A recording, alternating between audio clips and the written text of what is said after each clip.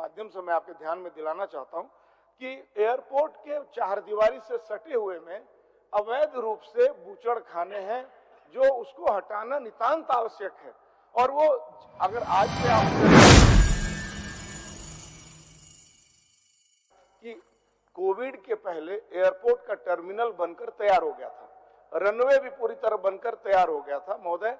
2 साल जब कोविड का समय आया तो जो वृक्ष की कटाई एयरपोर्ट अथॉरिटी ने टेंडर किया था, फिर से वहां उग गया महोदय। उगने के बाद जो ऑब्स्टेकल लाइन सर्वे होता है महोदय, उन लोगों ने आपत्ति जताई कि इसको फिर से काटने की आवश्यकता है महोदय। मैंने बहुत प्रयत्न करके और जो हाई लेवल कमेटी के चेयरमैन है मिस्टर वाईके दास, उनसे मिला, लगभग 8 महीने लग गए महोदय उस वृक्षों के कटाई के परमिशन के लिए।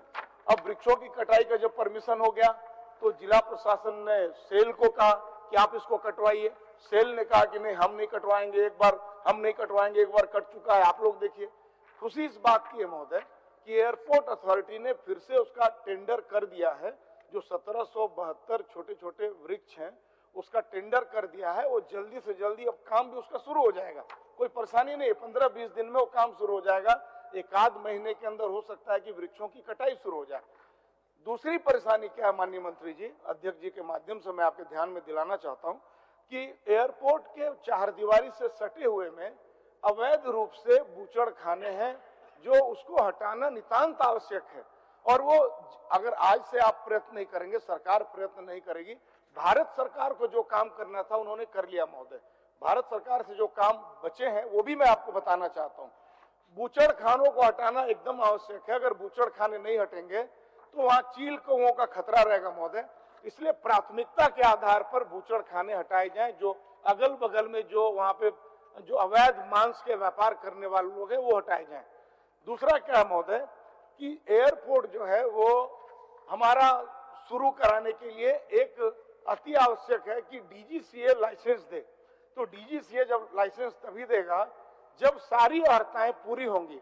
अब सारी अर्हताओं में बीएसएल का एयरपोर्ट अथॉरिटी से करार हुआ था महोदय, और वो करार भी टूट गया है महोदय, भंग, एमओयू रद्द हो गया है। तो सरकार को संज्ञान लेना चाहिए कि इसमें इसका जिक्र नहीं है महोदय, तो मैं आलोचना नहीं कर रहा हूं, मैं आपसे बहुत ही विनम्रता पूर्वक आग्रह करता हूं। चूंकि मैं रोज रोज उस एक्टिविटीज में हूं, मैं बहुत ही सूक्ष्म तरीके से हमारा एयरपोर्ट कैसे जल्दी शुरू हो मैं निगरानी रखा हूं।